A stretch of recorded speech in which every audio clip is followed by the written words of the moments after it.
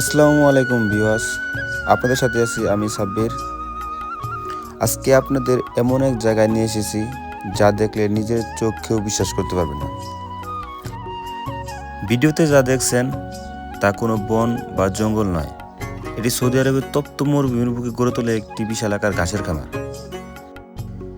আর একেই বলা হয় রাশাস। সৌদি আরবের যে আমরা রাশাস নাম শুনছি, এটাই সেই রাশাস।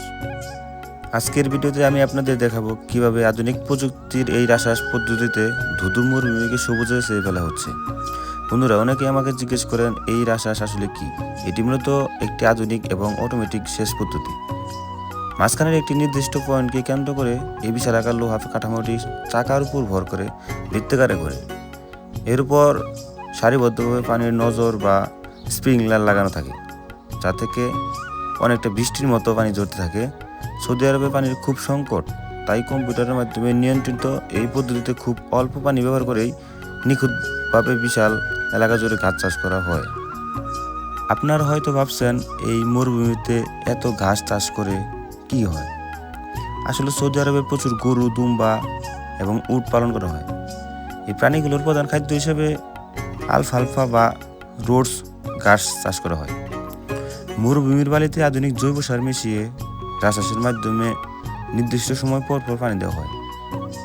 ফলে দেখা যায় মাত্র কয়েক সপ্তাহ বা 28 থেকে 30 দিনের আগেই গবাদি পশুর খাওয়ানোর উপযোগী হয়ে যায়। এই যে দিগন্ত জুড়ে সবুজ মাঠ দেখছেন, এর পিছনে লুকিয়ে আছে আমাদের অনেক প্রবাসী ভাইদের অক্লান্ত পরিশ্রম। মরুভূমিতে 50 থেকে 60 ডিগ্রি রোদেও তারা এই বিশাল আকার মেশিনগুলো রক্ষণাবেক্ষণ করেন। বালির ঝড়ের মাঝে মেশিন নষ্ট হলে পাইপ ফেটে যায়। সত্যি বলতে তারা অনেক জীবনের ঝুঁকি নিয়ে এই কাজগুলো করে।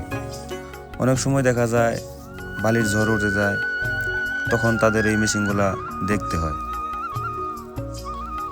মানুষ এক সময় কল্পনাও করতে পারতো না সৌদি আরবের এই ধুধু মরুভূমিতেও সবুজ ঘাস চাষ করা যায়। সেটা সম্ভব হয়েছে এই রাসায়নিকের মাধ্যমে।